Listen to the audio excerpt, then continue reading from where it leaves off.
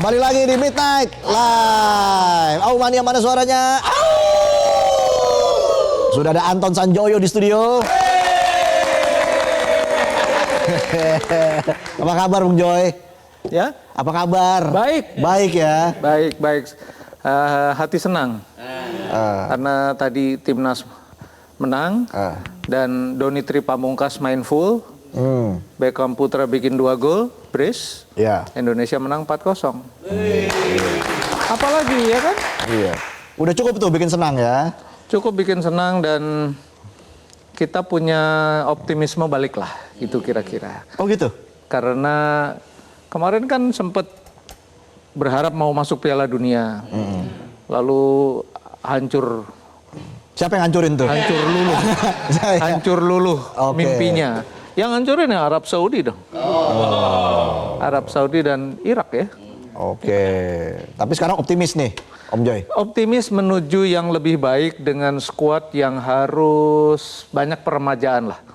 Karena kan kita menuju Piala Asia 2027. Lalu berharap bisa masuk ke Piala Dunia 2030. Oke. Jadi harus banyak bebenah juga sih pastinya. Selain di timnas juga di federasi. Ini yang paling penting sebetulnya, dan cara berpikir mereka tentang tim nasional juga harus banyak berubah. Karena itu menyangkut semua aspek, bukan saja tim nasional yang di ujung, yang senior, tapi juga sebetulnya di kelompok usia, lalu pembinaan usia muda dan macam-macam. Banyak banget sebetulnya PR-nya Erick Thohir. Iya. PR-nya Erick Thohir ya. Itu penting juga tuh untuk jadi pembenahan, evaluasi. Pastinya. Iya. Karena apalagi dia kan sekarang udah rangkap jabatan sebagai Menpora juga kan. Artinya dia bapak semua olahraga, tapi juga dia presiden federasi. Kan itu yang kemarin sempat jadi pembicaraan hangat juga. Kalau buat saya sih nggak jadi masalah juga, wong tidak menyalahi aturannya FIFA kan. Dan kalau ada pejabat negara menjadi ketua federasi atau menjadi Menpora, sebetulnya ya bagus-bagus saja sepanjang semua akses politiknya, semua akses finansialnya dipakai untuk pembenahan federasi dan pembenahan olahraga secara umum. Kira-kira kan begitu. Iya. Lagi pula kan dia pengusaha, ya kan. Sebetulnya kan banyak aksesnya gitu. Oh iya. Tapi kita juga pengen ngomongin timnas lebih jauh lagi. Karena menang 4-0 nih, Bung Joy, lawan Saint Kitts and Nevis. Nah, ini apa arti kemenangan ini untuk timnas Indonesia? Apakah memang hasil kemenangan ini menjadi jaminan bahwa timnas akan lebih baik ke depan? Jadi gini, kalau dari sisi turnamennya, ini kan friendly match sebetulnya yang dijadikan mini turnamen oleh FIFA. Sebetulnya ada unsur finansialnya juga, karena lebih menjual lah gitu kira-kira dibanding sekadar friendly matches. Nah, dijadikan seperti dulu juga kan sebetulnya yang jadi UEFA Nation League itu kan sebetulnya friendly matches. Lalu dibikinlah sebuah turnamen supaya daya jualnya tinggi. Ini juga gitu kira-kira, tapi oke gitu loh. Jadi dari sisi turnamennya sih sebenarnya nggak penting-penting amat. Dalam arti ya hanya naikin ranking FIFA lah, apalagi kalau bisa menang lawan Bulgaria. Tapi bagi John Hartman yang melakukan debut malam ini bersama timnas, ini setelan awal yang menggembirakan. Keren. Setelan awal yang menggembirakan. Apalagi pemain yang dididik di domestik, Beckham Putra mencetak brace 2 gol.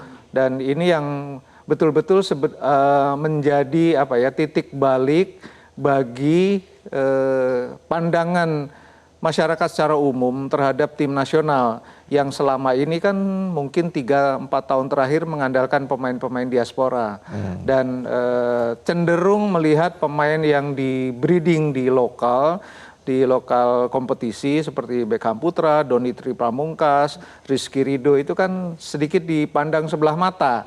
Dan sekarang terutama melalui Beckham Putra yang 2 gol, Donitri Pamungkas yang main 90 menit full, dan saya pribadi bangga juga karena Donitri Pamungkas ini binaan lokal, termasuk saya ikut melihat dia dari kecil main bola. Oh ya? Dan kemudian sekarang menjadi salah satu andalan tim nasional. Boleh dong saya bangga sedikit ya? Boleh lah, iya boleh. Iya. Jadi waktu dari dulu Bung Joy ngeliatin aja tuh ya. Atau gimana tuh Bung Joy bisa Karena dia ikut di liga yang saya dirikan pada tahun 2011. Oke. Itu di Liga Kompas Gramedia. Dia main dan saya lihat memang bakatnya memang luar biasa sejak dia ikut di liga itu. Dan ketika dia menjelma menjadi, kan tadinya dia di kelompok usia, ya kan, kemudian sekarang menjadi pemain muda yang dipercaya oleh John Hartman untuk masuk ke 23 pemain yang DSP-nya untuk FIFA Series ini, yang tadinya kan sekitar 40-an, disaring menjadi 23, dan dia terbawa dan dia malah menjadi starter, main penuh juga gitu loh. Dan ya meskipun fisiknya keteteran setelah menit 80 ya kan kelihatan gitu ya, tapi oke kan, dia bisa bertahan sampai 90 menit dengan kaki yang sudah terpincang-pincang. Di menit ke-80 dia tetap bertahan. Dan ya ini menurut saya ya era baru, dalam arti John Hartman ini kan dia datang dengan janji dia akan mencari banyak talenta lokal juga. Dan dia kan betul-betul bekerja dalam arti keluarganya dibawa sampai ke Jakarta kan, stay di sini, dia konsentrasi untuk melihat Liga Super terutama, ya kemajuan yang sangat berarti daripada era sebelumnya ya. Saya nggak mau bilang lah itu siapa tuh pelatih yang dari Belanda itu. Itu siapa? Inisialnya Patrick Kluivert ya. Kan inisial gitu. Iya. PK inisialnya. Iya, sering bolak-balik ke kampung halaman dulu tuh. Kalau sekarang ketika Indonesia gagal dia nggak minta maaf dulu kan. Minta maaf, datang ke sini langsung dia kabur ke Belanda. Menurut saya itu jangan ditiru lah. Dan John Hartman kan memberi contoh yang contoh yang elegan lah tentang bagaimana sebetulnya menangani sebuah tim nasional satu negara. Jadi dia memberi contoh itu. Apalagi kelebihan dari John Hartman kalau Bung Joy lihat, selain memang dalam melakukan menyetel komposisi pemain yang sangat baik begitu ya, melakukan rotasi pemain yang sangat baik juga di laga pertama ini, apalagi yang Bung Joy lihat kelebihan dari seorang John Hartman? Dia kan waktu dia menangani Selandia Baru kemudian menangani Kanada, dia meninggalkan legacy yang dipakai sampai sekarang oleh sepak bola Kanada untuk melakukan pembenahan secara umum pada persepak bolaan mereka, bukan saja di timnas putri tapi juga sebetulnya di federasi. Jadi pendekatan yang dilakukan oleh John Hartman ini lebih pendekatan yang sangat personal. Dia menyelami satu persatu masalah pemain dengan yang sifatnya lebih mendalam, personal, sehingga dia tahu betul apa yang harus dilakukan terhadap satu persatu pemain untuk menjadi sebuah tim yang utuh. Dan itu jarang bisa dilakukan oleh banyak pelatih, karena memang dia mendidik dirinya sendiri untuk menjadi pelatih yang mumpuni. Dia mengundurkan diri sebagai pemain amatir, lalu dia khusus bersekolah. Ya, dia khusus mengambil jurusan yang sangat relevan dengan pendekatan personal untuk menjadi pelatih sebuah tim. Jadi kombinasi yang, menurut saya kombinasi yang sempurna, karena satu tim tidak bisa bagus kalau per individunya tidak bagus. Jadi dia melihat per individunya harus bagus dulu untuk membentuk suatu tim yang sehat. Dan ini dia lakukan di Selandia Baru, dia lakukan di Timnas Putri Kanada, dia lakukan di Timnas Putra Kanada. Dan hasilnya menurut saya cukup oke lah. Iya. Ada yang bilang gaya kepelatihannya mirip kayak Sintayong. Kalau menurut Bung Joy gimana? Sintayong lebih one man show. Dan keras dalam arti pendekatan yang biasa dilakukan oleh orang-orang Korea yang memang karakternya adalah karakter pekerja. Karena memang sejarah Korea itu sejarah orang-orang yang bekerja keras. Mereka pernah dijajah lama sekali oleh Jepang, sehingga kemudian mereka harus bangkit melebihi Jepang. Itulah yang membuat Korea sekarang bertahan sebagai salah satu kekuatan ekonomi dunia. Itu terbawa pada kepelatihan juga pada era Sintayong. Tapi dia di luar semua bagusnya dia one man show. Oke. Dia tidak bisa direct comment kepada para pemainnya karena dia tidak bisa berbahasa Inggris yang sebagian besar pemain Indonesia pada era sekarang kan yang dibesarkan di Eropa, yang berbahasa Eropa terutama bahasa Inggris. Nah, kalau dilihat dari situnya John Herdman pasti menang dong, dia orang Inggris. Dan dia bisa mengkomunikasikan semua pikiran-pikirannya dengan jernih karena dia berbahasa Inggrisnya. Kalau kita lihat kan dia tidak British, bahasa Inggrisnya lebih American English. Jadi lebih mudah dicerna. Kalau dia bicara lebih British English, sulit sekali karena terlalu medok. Kayak Adele, tahu Adele kan? Iya, kan susah tuh kita mengerti itu. Susah. Ngomongnya gimana? Iya, saya susah. pernah wawancara pemain Skotlandia, tidak satu pun kata saya mengerti. Jadi John Herdman berbicara, dia orang Inggris tapi dia tidak medok bahasa Inggrisnya, dia lebih American English. Ini yang bisa menurut saya itu salah satu keunggulan dia juga. Mungkin karena dia lebih banyak bekerja di luar Inggris ya, di Selandia Baru dan di Kanada. Betul. Jadi kalau pas minta minum tuh nggak sampai I need a kalau orang Inggris bilang water kok water. Wah, iya. Ya kan? Padahal I need a bottle of water. Saya pernah di Australia, saya tanya di Melbourne, tanya market di sana, ada satu market yang do you want one market? I beg your pardon, do you want a market? Ternyata dia bilang market. Ini memang begitu. British Englishnya Australia sama yang asli Inggris emang bloody English gitu bilang. Kalau penonton juga ngerti bahasa Inggris kan? Iya. Dibilang thank you, dijawabnya welcome. Begitulah di sini Bung Joy. Bung Joy ini baru pertama kali ke Midnight Live. Legend loh ini. Iya, dulu kan saya juga punya program Soccer Time. Sering ngundang Bung Joy juga. Masih ada nggak itu Soccer Time? Udah nggak ada Bung Joy, nggak usah ditanya. Pakai nanya lagi. Bung Joy, kalau kita bicara soal timnas Indonesia, apalagi yang perlu dibenahi? Gini, timnas ini dalam konteks kita persepak bolaan nasional, dia kan ujung dari semuanya. Dia opus corona, itu istilahnya mahkota.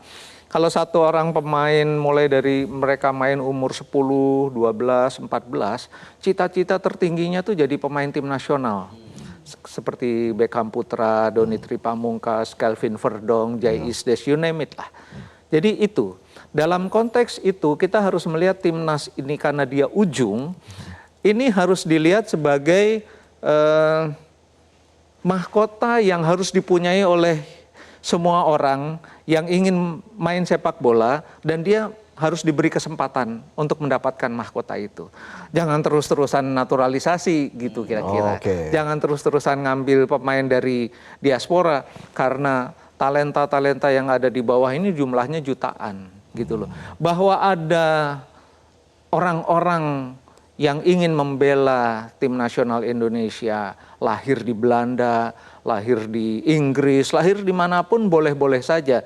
Tapi itu hanya bagian dari upaya untuk memperlengkap apa yang sudah dibangun oleh PSSI di grassroots maupun di youth systemnya.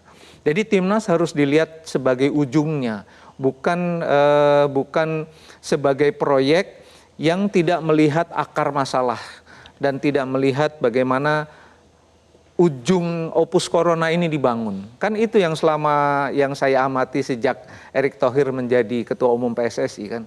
Dan ada ambisi politik juga di sana dan itu dia akui sebetulnya. Di depan sejumlah jurnalis dia mengakui bahwa memang ada ambisi politik dalam tanda kutip dalam kerangka tim nasional ini sekarang dipenuhi oleh pemain-pemain diaspora. Yang menurut saya itu tidak salah, boleh-boleh saja, tapi konsentrasinya tidak boleh hanya di situ. Apalagi dia sekarang adalah Menpora, jadi dia harus juga melihat secara utuh persepak bolaan nasional itu dalam konteks membangun bangsa dan bangsa ini yang ada di dalam ya anak-anak Indonesia sendiri gitu kira-kira. Nah, terkait dengan menjaga konsistensi timnas ya, timnas Indonesia ini bagaimana nih Bung Joy? Karena kan tentunya yang dilihat oleh publik, masyarakat adalah bagaimana timnas ini bisa konsisten. Apakah memang peran seorang pelatih di sana sangat krusial atau apa saja, siapa saja yang berperan agar timnas Indonesia itu tetap konsisten? Gini, sebetulnya ada hak istimewa dari pelatih tim nasional seperti John Hartman ini. Hak istimewa dia adalah sebetulnya dia ikut memberikan arahan dan masukan tentang persepak bolaan nasional karena dia sebetulnya di-hire bukan saja sebagai pelatih kepala senior, tapi dia juga sebetulnya sebagai penasihat utama federasi dalam kerangka membangun tim nasional. Kira-kira gitu. Sehingga dia harus menelurkan ilmunya kepada Nova Arianto, kepada Kurniawan Dwi Yulianto, kepada Eko Kurniawan yang sudah mulai menangani tim kelompok umur. Jadi dia perannya sangat penting. Jadi John Hartman ini kalau dia digaji sangat gede pun, itu sesuai dengan kapasitas pekerjaannya. Dan kalau kita mau konsisten, Indonesia mau konsisten, ya yang dilakukan oleh John Hartman sekarang ini harus diteruskan. Artinya dia melihat semua aspek di talenta lokal. Dia juga sebetulnya masih melirik diaspora kan? Dia bilang sendiri dia masih akan mencari pemain diaspora untuk tambahan. Karena apa? Kan targetnya 2030 Indonesia bisa masuk Piala Dunia via kualifikasi kan. Nah artinya dia harus memoles tim ini konsisten, tapi juga dia harus mempersiapkan pemain-pemain muda. Mauro Zylstra misalnya sekarang yang dimasukkan. Doni Tripamungkas yang dimasukkan dia sebagai pemain muda. Tapi kan timnas ini dinamis. Yang dipilih sekarang 23, besok bisa berganti. Jadi itu sebetulnya privilege dia, privilege John Hartman untuk mengubah formasi tim nasional kapanpun dia butuhkan.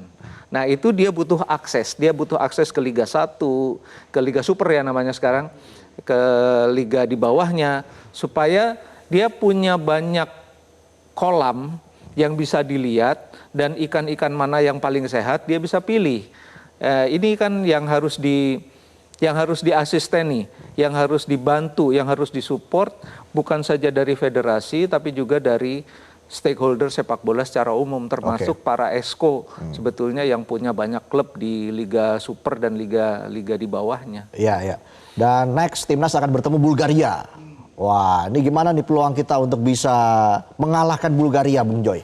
Bulgaria pasti binatang yang lain daripada St. Kitts and Nevis. Kita tahu pemain-pemain hebat lahir di sana, Christos Stoichkov tahun 80-an, 90-an, pernah ngalahin Jerman di Amerika kan. Ada Dimitar Berbatov yang pernah mereka lahirkan juga. Sekarang mereka tidak begitu menonjol di Eropa, tapi tetap saja adalah tim Eropa yang mantan kelas 1 lah gitu kira-kira. Mantan peserta Piala Dunia yang sangat disegani.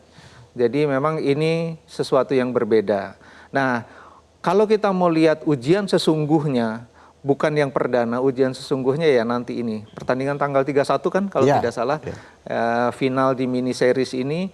Jadi harusnya ini menjadi ujian. Kalau saya sih nggak penting menang atau kalah lawan Bulgaria. Oh gitu? Nggak penting banget. Artinya sudah setelannya udah jadi nih. Lawannya memang di bawah Indonesia kan peringkat 154. Tapi lawan Bulgaria yang peringkatnya mungkin 70-80-an pasti akan berbeda. Dan itu akan menjadi ujian sesungguhnya kelemahan-kelemahan Indonesia yang tadi sedikit tidak tereksploitasi, nanti akan tereksploitasi lawan Bulgaria. Lini belakang yang masih, kan tadi formasinya agak berani tuh, 3-5-2 kalau nggak salah. Ya kan, agak keteteran tuh di kiri terutama. Doni naik turun, tapi tetap aja ada 1-2 peluang yang didapatkan oleh St. Kitts and Nevis di sektor kiri pertahanan Indonesia.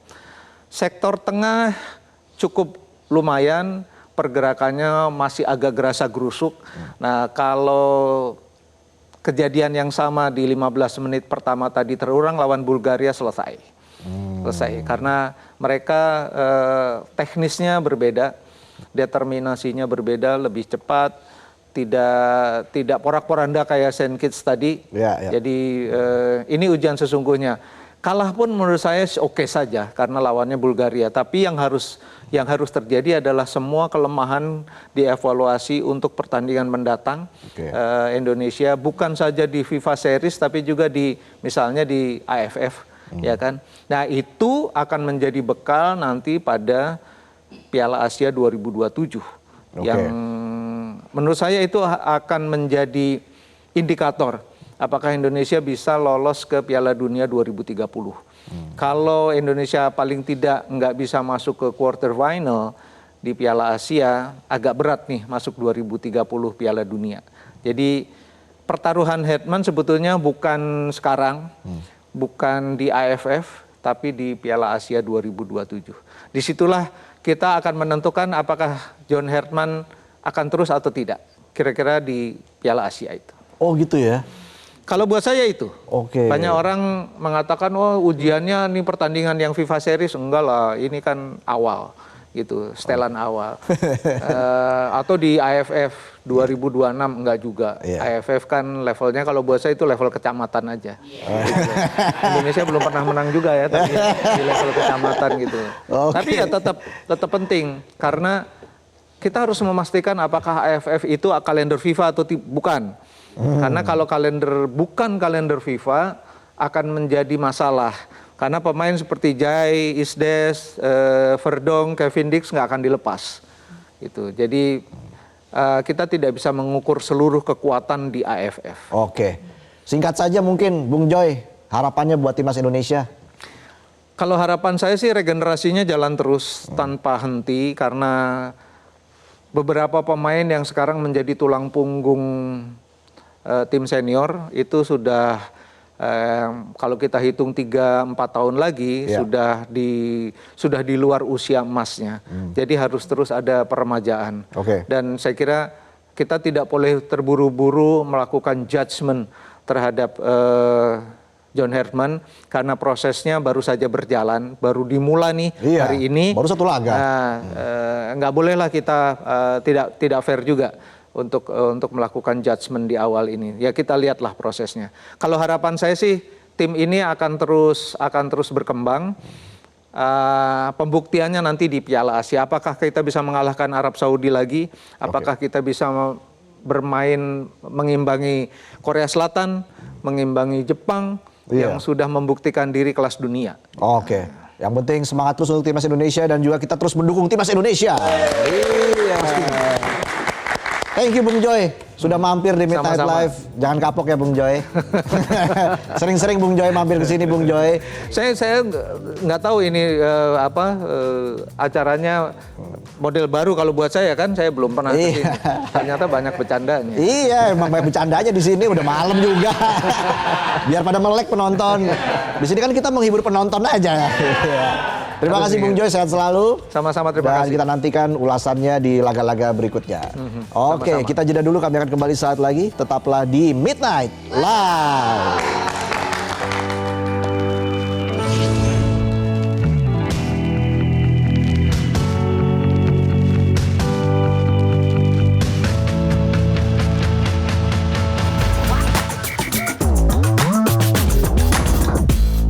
Jelajahi cara baru mendapatkan informasi. Download Metro TV Extend sekarang.